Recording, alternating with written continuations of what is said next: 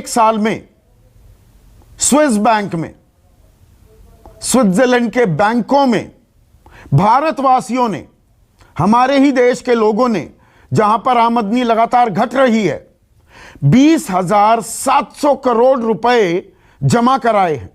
20,700 करोड़, यह 13 साल में अब तक का सबसे बड़ा आंकड़ा है। पिछले साल 6,625 करोड़ रुपए जमा थे भारतीयों के। और स्विस बैंक का नाम आता है तो जहन में काले धन की भी चर्चाएं होने लगती हैं, वो सवाल कौनने लगते हैं। कांग्रेस पार्टी ने इन 20,700 करोड़ को काले धन से भी जोड़ दिया है। 2 ट्वीट आपके सामने पेश कर रहा हूं। उनके यानी कि कांग्रेस के मुख्य प्रवक्ता रणदीप सुरजेवाला ने ट्वीट किया है, महामारी में 97% भारतीयों की आय कम हो गई। फिर ये कौन है जिन्होंने स्विस बैंकों में 20,700 करोड़ जमा कराया? ओह, न्यू इंडिया में मित्रों के बारे में सवाल पूछना मना है। मित्रों से जोड़ दिया है। और दूसरा, स्विस बैंक में जमा पैसा अब तक 20,700 करोड़, पिछले 13 साल में स्विस बैंक में सबसे ज्यादा पैसा। मोदी जी जवाब दें। पहला, 3 साल में काला धन वापस लाने के वादे का क्या हुआ? अब तो 7 साल हो चुके हैं। और क्या इच्छा शक्ति नहीं या धन दोस्तों का है? अब यहां पर मैं एक बात बता दूं, जब ये स्विस बैंक को काले धन से जोड़ा जाता है, ये ऐसा लगता है कि 80 के दशक की कोई बॉलीवुड फिल्म देखी जा रही है। जमाना बहुत बदल चुका है, ये बात भी आपको समझने की जरूरत है। वो 80 के दशक में होता था कि जी स्विस खाते हैं तो वहां पर कुछ गड़बड़ झाला होगा। अब आपको पैसे का खेल करना है, बहुत सारे देश हैं, सिंगापुर है, दुबई है, मॉरिशस भी पुरानी कहानी हो गई। करेबियन सी में, करेबियन जो इलाका है, वहां पर न जाने कितने आइलैंड्स हैं जहां पर यह गड़बड़ झाला होता है।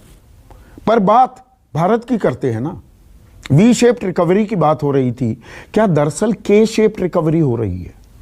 इसकी कभी किसी ने चर्चा नहीं की, मैंने की थी पिछले साल। यह के शेप्ड क्या चिड़िया है, यह भी मैं आपको समझा देता हूं। इसमें अमीर और अमीर होता है। सरकार की आमदनी घट रही है, आम आदमी की आमदनी घट रही है, लेकिन कुछ लोग हैं उनकी आमदनी लगातार बढ़ रही है। और इन कुछ लोगों में बिल्कुल जायज पैसा कमाने वाले लोग भी हैं। मैं सीधा कोई जनरलाइज्ड स्वीपिंग स्टेटमेंट नहीं दे रहा हूं।